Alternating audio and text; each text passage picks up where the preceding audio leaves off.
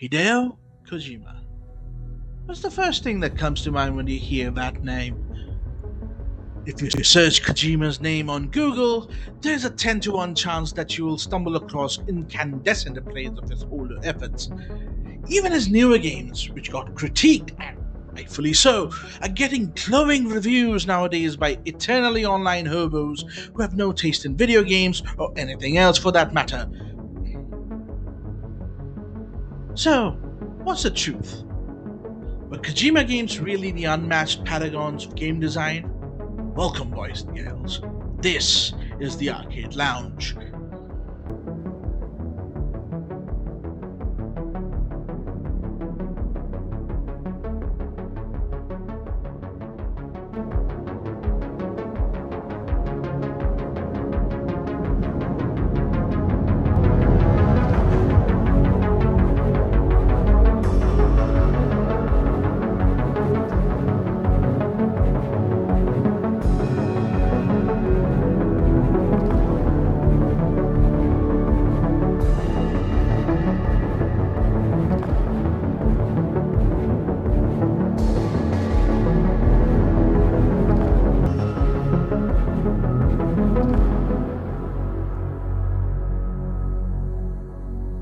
Kojima, game designer for filmmaker, redeemer or destroyer?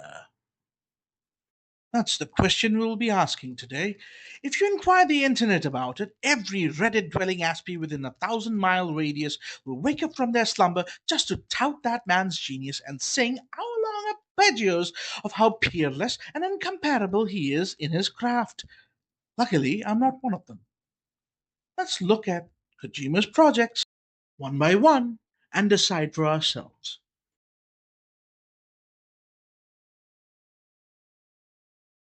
Metal Gear for the MSX. As far as efforts go, the first Metal Gear game is not bad.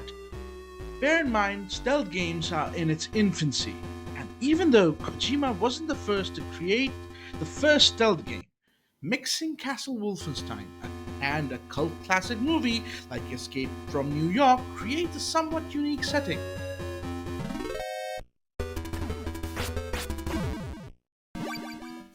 Now, are the exposition dumps annoying? Sure.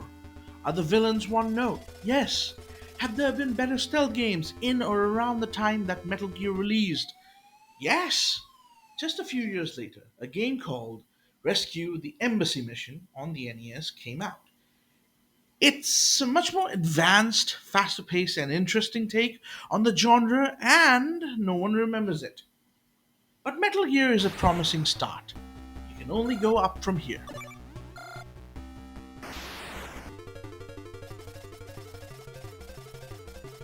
I'll give the game a 7. That sounds fair enough. Snatcher for the MSX. Now, I should start this off with a question first. Do you like Blade Runner? If the answer is a no, don't play Snatcher. If the answer is a yes, don't play Snatcher. It's basically Blade Runner the game, but done in the worst way possible. Remaking Blade Runner with a different name, with little interactivity, and a shooting minigame on top doesn't make this greater than the sum of its parts.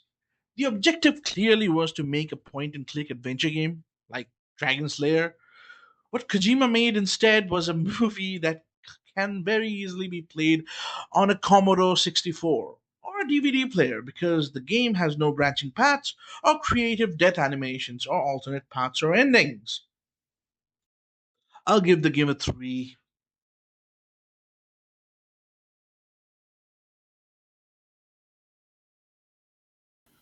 Police Knots for the Sega Saturn. This, but more anime. Generic writing and all around terrible experience.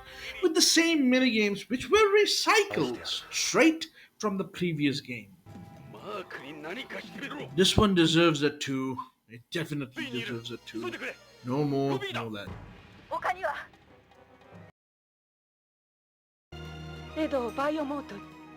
Metal Gear 2 for the MSX2. An upgrade on the first Metal Gear game with much better gameplay.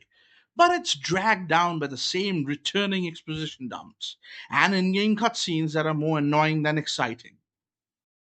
The gameplay is pretty much more the same, but still an improvement of the first Metal Gear game. Well done, Kojima. You're a slow learner, but at least you're learning.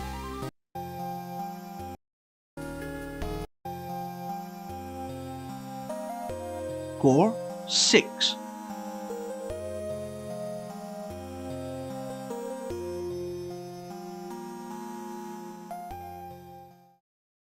Metal Gear Solid for the PlayStation.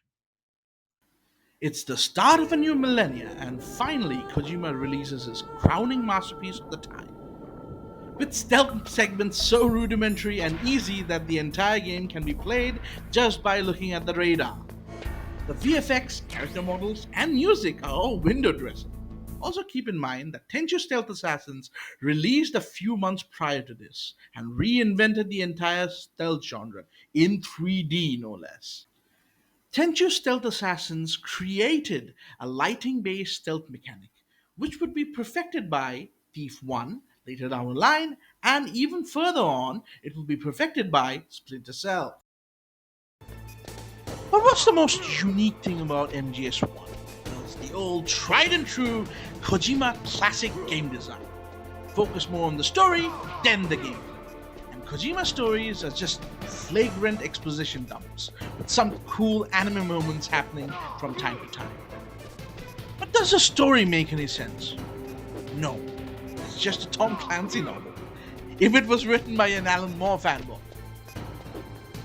This game also proved that sites like IGN were lying to gamers all along by giving MGS a 9.8 while Tenchi got a 9. Yes, you heard that right. The game, which actually pushed the needle for the stealth genre as a whole, got a lower score than a game which has worse stealth mechanics and more cutscenes. As for the positives, MGS does have great boss fights, but good boss fights and aesthetics alone doesn't make a good game on its own. 5.8. Fuck you, IGN.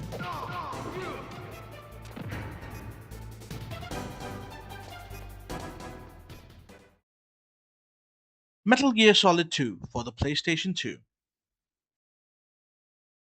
At this point, Kojima fans were like, there's no way Hideo will not implement the lighting based stealth system from games like Splinter Cell, right? Wrong. Instead, you get more radar stealth. And Kojima doubles down on the pseudo espionage story of the first MGS game. And this time around, he copied Tom Clancy so blatantly that Agnes Kaku, his Japanese to English translator, called him out on it. She even did an interview, as you can see on the screen, and Konami took it down.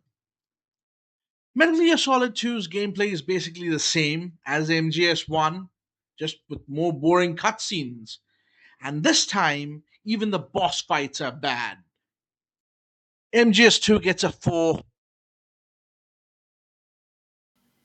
Metal Gear Solid 3 on the PS2. At last, we finally get to a Kojima game that is decent, both in gameplay mechanics and story.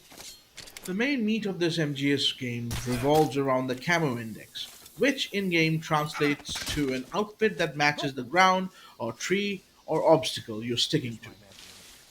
It's fairly similar to Light and Shadow, a stealth system Tenchu Stealth Assassins introduced, but instead of in game shadow maps concealing you, it's the texture maps of the assets.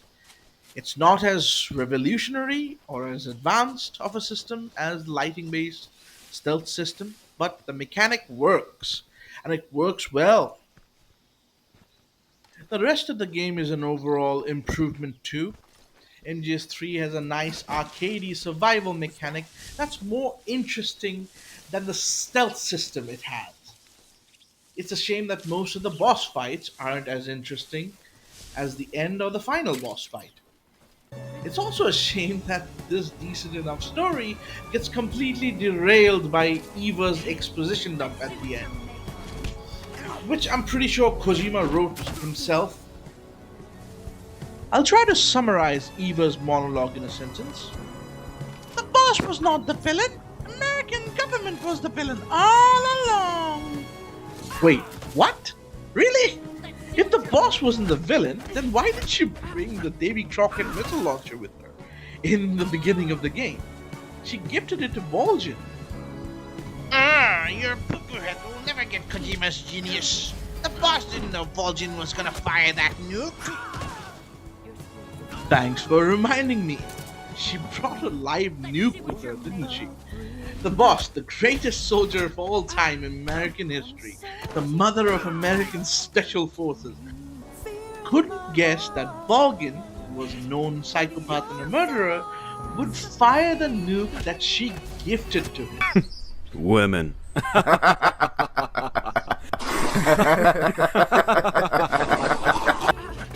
Verdict 6. 7 if you skip the ending cutscene.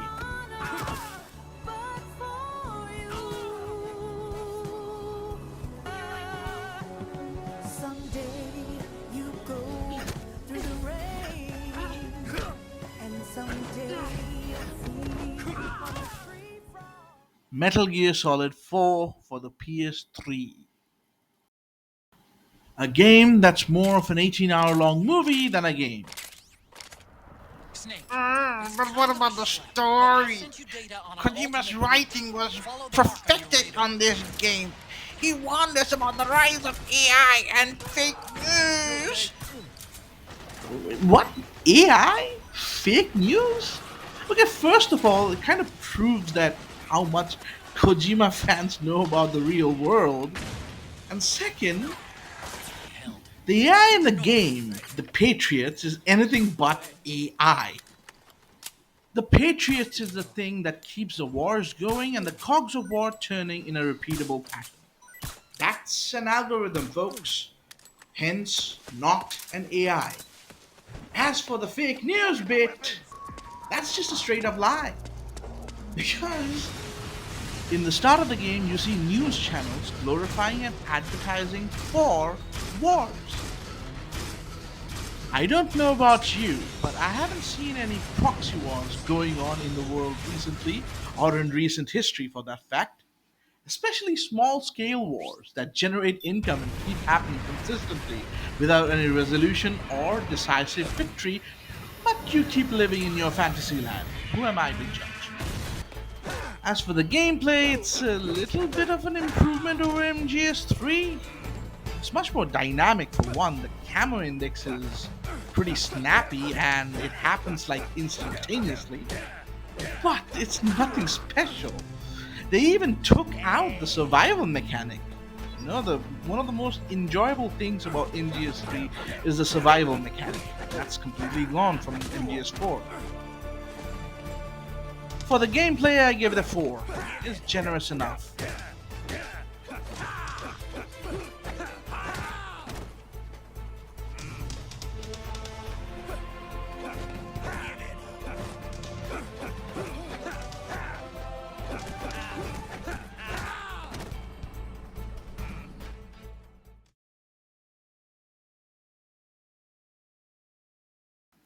Metal Gear Solid 5 for the 8th gen consoles and PC.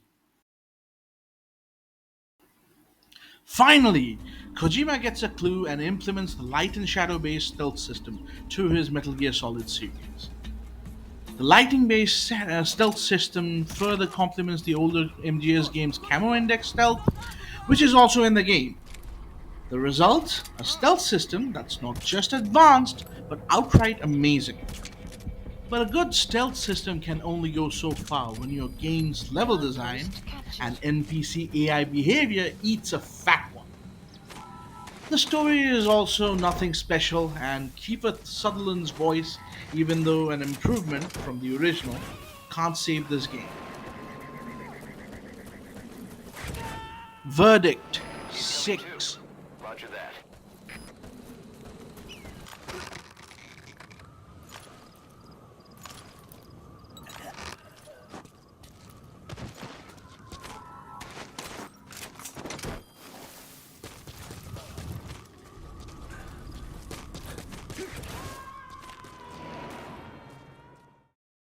Death Stranding and Death Stranding 2 for the 8th gen consoles and 9th gen consoles and PC. Basically, an expensive version of Paperboy 3D, the game, with a shit story that makes no sense. Gaptooth Ridge has nice tits and all, but she can't save this game. Or the other one. Score 2 for both of them.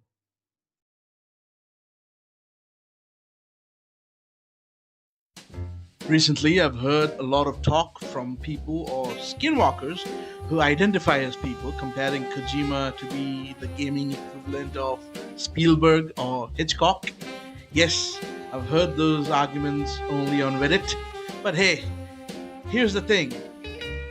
Unlike his contemporaries like the Grand Wizard Warren Spector, the exceptionally talented Chris Hawking, or the recently passed away god of CRPG game design Benny Jensen, all of whom who have created games with unique mechanics, tight gameplay, focusing on immersion and interactivity as the pillars of their game's core, Hideo Kojima's obsessive indulgence became a slowly tightening noose around the neck of this once great hobby. Is Hideo Kojima the worst influence ever on video games? Yes. His influences on long drawn out and boring cutscenes to make a video game cinematic pushed games back by 25 years. Oh, he is certainly influential, don't get me wrong, but not for his game's designs. Therefore, Hideo Kojima is the Ed Wood of video games, well known, but for all the wrong reasons. So we come back to the same question yet again. Is Hideo Kojima a truth seeker or a liar? Innovator or plagiarizer? Prophet or swindler? Dreamer or deceiver? Well, despite Kojima's fans claiming the former, he seems to be the latter. Hideo is a liar, plagiarizer, swindler, a deceiver, and much, much more. Think about the games Hideo's made as a lead designer and director. Metal Gear is Escape from New York with Castle Wolfenstein's mechanics. Both Snatcher and Police Knots were Blade Runner but anime. Even his latest games are basically Interstellar, but even more boring, which is a baffling achievement, by the way. How can you make an interactive version of Interstellar, an already boring movie, and somehow make it even more boring? Perhaps the biggest clue lies in his humble beginnings. He was always interested in movies, not video games or interactive media, or board games even for that matter, but movies. He says he loves video games, but almost every game that he has worked on has been 70 to 80% talking exposition dumps and or cutscenes rather than gameplay. As time progressed, those so-called games he made became increasingly less interactive. Hideo Kojima is a filmmaker disguised as a video game designer. Giving him an award, which he never deserved, was a turning point for the gaming industry. Games became less emergent, less interactive, and more cinematic and linear. Think about it. Kojima was given a video game award in 2016. And in 2016, we get the downfall of video games. Video games stopped being video games altogether in and around the time that Hideo Kojima got the award. Instead of spearheading the next generation of RPGs with more attributes, more classes, more ways to play a single game, for 7 long years people were praising Witcher 3 as the pinnacle of RPG game design. A game which was more action-adventure than role-playing. Hideo can't be the forlorn redeemer of gaming when he's actively destroying every single pillar of the same medium he claims he loves. It sounds like Hideo Kojima is the antichrist of video games and video game design. Kojima's influence was a curse that sent shockwaves through the gaming industry and broke it in half. A change that would be felt for years to come. But a resurgence is coming, like the dark clouds of the night that gives way to a brave new day. Almost a decade after the release of the final Metal Gear game, gamers started to realize that RPGs should be more like Baldur's Gate 3 and Shadowrun Hong Kong, not like Witcher 3. They also started to realize that stealth games peaked at Splinter Cell Chaos Theory and Thief 3. Almost 30 years after the release of Daggerfall, the most advanced RPG ever made, the old guards who created that game are back under a single banner. Once lost games. And they are hard at work creating the next gen iteration of Daggerfall, called The Wayward Realms. Rest in peace, Julian LeFay. Just last year, a platformer won Game of the Year, a genre which was pretty much lost to time and thought to be extinct. And this year, a long dormant franchise featuring a fan favorite gorilla made a comeback and blew people away with its charm.